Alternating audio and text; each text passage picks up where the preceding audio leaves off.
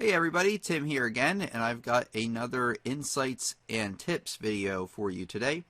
Today we're going to be talking about practice tips. Practice tips obviously are very important because they will help you learn faster, learn better. Yeah, that's pretty much it. So once again, I have my trusty tablet here, so if I'm looking down or all around, don't mind me. Because I've already written an article on this before. So, and I'll tell you how to get to this article again. So take a look here. The method in which you practice your instrument is one of the most important aspects. Like I said, if you can refine the way you practice, you can learn more in a shorter amount of time, which is the ultimate goal. And everybody's methodology is a little bit different. But here is mine. These are some things I feel that should be on everybody's list. The first thing, one of the most important things, they're all pretty important, is that you need to practice consistently over a long period of time. It's better to practice a little bit every day than it is a lot once a week or once a month or whatever, or a lot all at once. So you want to practice, if you could practice a lot every day, that would be the best. But if you practice a little bit every day, you will make a lot more progress than you do practicing only like maybe 1 or 2 days a week. So you want to practice consistently over a long period of time. Of course, taking days off because you're sick or things are going on, that's totally cool. You know, everybody has life. You know, I always say life happens, and especially this year for me, life certainly does happen. And so, you know, obviously you take that into consideration that things are not perfect. So in a perfect world, you want to practice every day, but that doesn't happen. So you just try your best to practice most days over a long period of time. Let's see what else. Oh yeah. So practice should be developed like any good habit, kind of like going to the gym or eating the right foods. So eating the right foods one day out of 365, you'd be in pretty bad health if you just did that. But if you ate most days, ate well, watched what you eat. Of course, not everybody is into that kind of thing or values that kind of thing or can help that kind of thing. But certainly, you know, good habits are, well, good. Practice is a commitment, but that doesn't mean it has to be painful.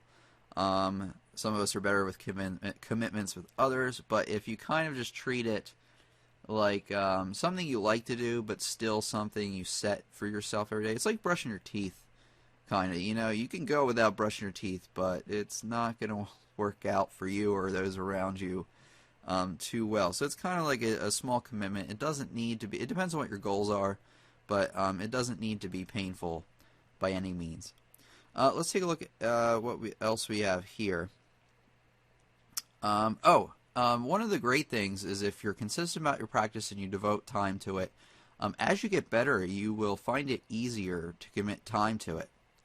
One thing is it's more enjoyable, it's more intellectually stimulating for sure, once you get really good or you get like a lot better, you know, you feel like you accomplished something and then you want to put the work into more things. It's kind of like this YouTube channel when I first started out. I was kind of motivated to do it. It was something I always wanted to do. But as I've gotten further, I'm more and more motivated to keep putting content out there and keep offering different avenues for people to learn music. So it's kind of affected me in that way. That point has affected me in that way, rather. Let's see here. Sorry, allergies again. Obviously it depends on what your goals are. Like I said, if you're looking to become a professional musician, then you're going to have to devote lots of time every day, 2 hours or more, or, you know, whatever, to doing that. If your goal is to just improve and learn some things, a few minutes every day will suffice, for sure. It doesn't need to take a majority of your day, but if you're looking to be a professional musician, then certainly it could. Okay, so after you learn the basics, balance what you want to play and what will challenge you. So, sometimes those overlap. Sometimes what you want to play will challenge you. But what you want to do is you really want to pick things you enjoy playing and do those a little bit.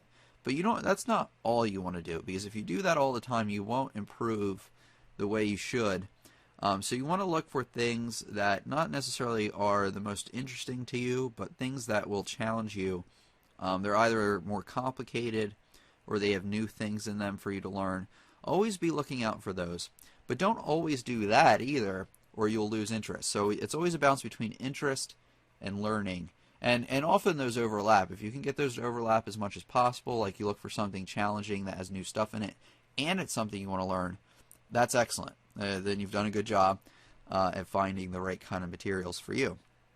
But that doesn't always happen. You always probably have to play something that isn't in your best, well, it's in your best interest, but it's not something you want to do, but it's something that will certainly benefit you, like piano lessons in general for kids. Most of them don't want to do it at first, but it is good for them for sure. Let's take a look at what we have here.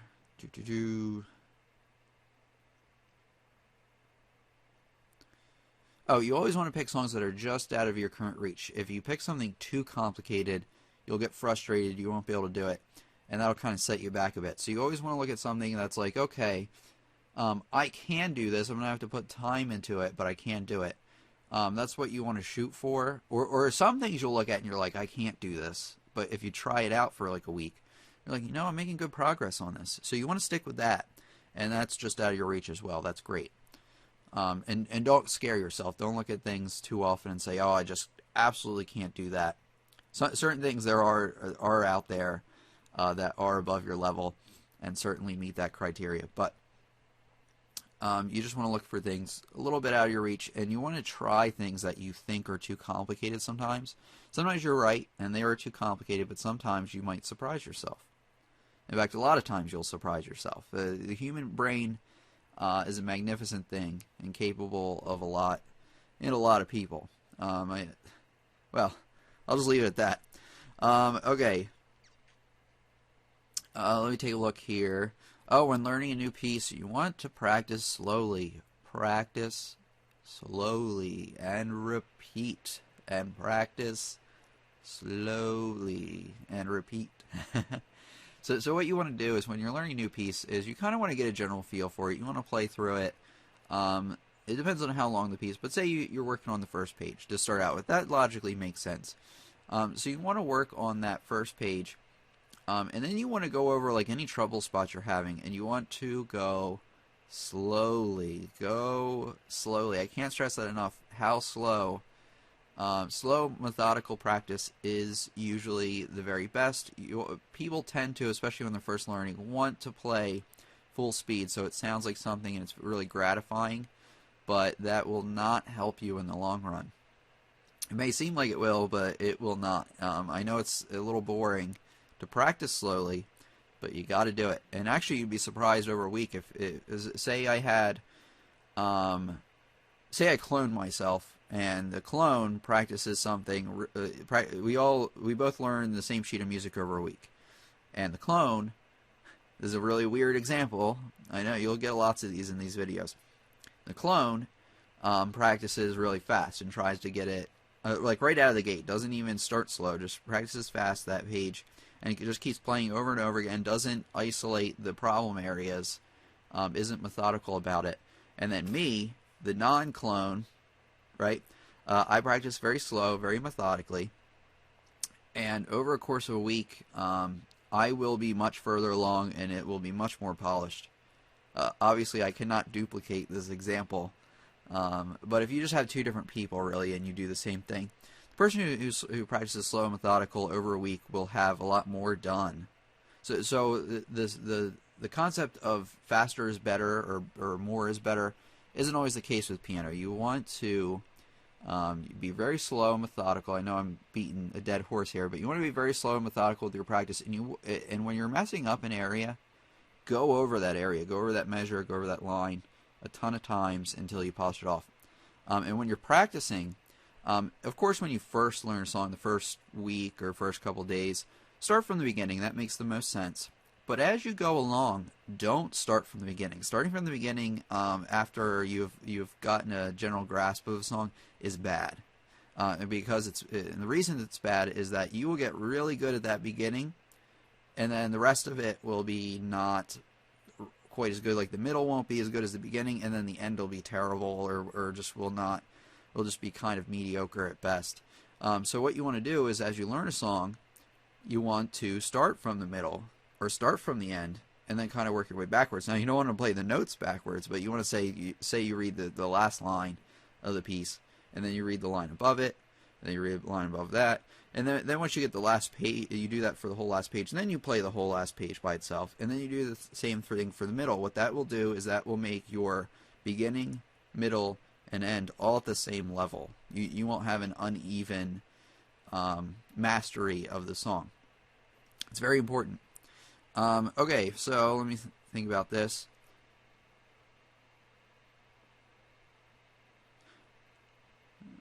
Okay. Oh, okay. So, like I said, to kind of recap what I said at the beginning, if you really concentrate on your methodology, not mythology. What am I talking about? Methodology of practice. You will be able to learn more in less time, even though it doesn't seem like it. Even though you may say, well, slow practice, you can't learn more with slow practice. You might not talk like that, but you may think, well, with slow practice you'll learn slower. No, not the case. If you really concentrate and do a lot of things I said, you'll learn a lot faster. This is from hundreds of hours, maybe thousands of experience. Okay, and learning from teachers, obviously. So to recap, you want to work on your practice methodology, and to help make your practice time more efficient, number one. Number two, a little bit of practice over a long period of time is better than practicing all at once. Very important. 3, make practicing a habit, like brushing your teeth. Whatever you do every day, if you exercise every day, if you don't, that's cool.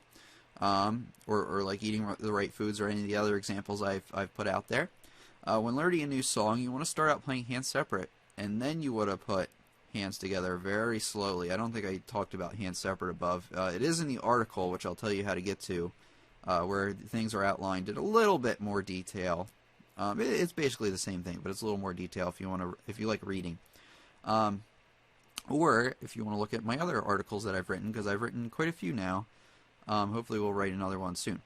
Alright, number 4, when learning a new song, start out playing hands separate. Oh, I already said that. Number 5, for beginners, add in dynamics and other details after you learn the notes. So when you're a beginner, you want to learn the notes first, concentrate on the notes. As you get more advanced, you want to try to learn it all at once. You want to try to learn the notes very slowly with the dynamics, which is how loud you play, or the articulations, which is whether you're playing staccato short or legato long. Alright, I hope you enjoyed reading this post. Wow, I really should think about what I'm saying. Anyway, I hope you enjoyed this goofy video, and I hope you got something out of it. This was really my point of view of how you should practice from years of experience, talking to music professors, learning from them, and learning from just music teachers in general. So anyway, look forward to more of these videos. I hope you're enjoying them. If you have any comments or questions about things you'd like to see, leave them in the comment section below, of course. Like, subscribe, comment to the video. Of course, got to say that. And go if you wanted to read the article, go to lessonsontheweb.com. Click on the My Blog or Lessons on the Web blog or blog. I don't know what it says. Something blog. Click on that, and that will take you to the official Lessons on the Web blog. Now, you might have to go through like some announcement posts and things, but you can find the links to all these articles and more through the Lessons on the Web blog. So anyway, I hope you enjoyed listening, and I'll see you for the next video. Thanks a lot. Hey there, did you like the video? Did you learn something? Well, click that subscribe button below to get regular updates of videos and announcements from my YouTube channel. Also, remember to click that like button if you liked the video. Also, you can follow me on social media such as Facebook, Twitter, Google+, and more. I'll leave the links to those in the description below. Also, spread the love and share these videos with your friends. So thanks a lot, and I'll see you for the next lesson. Thank you.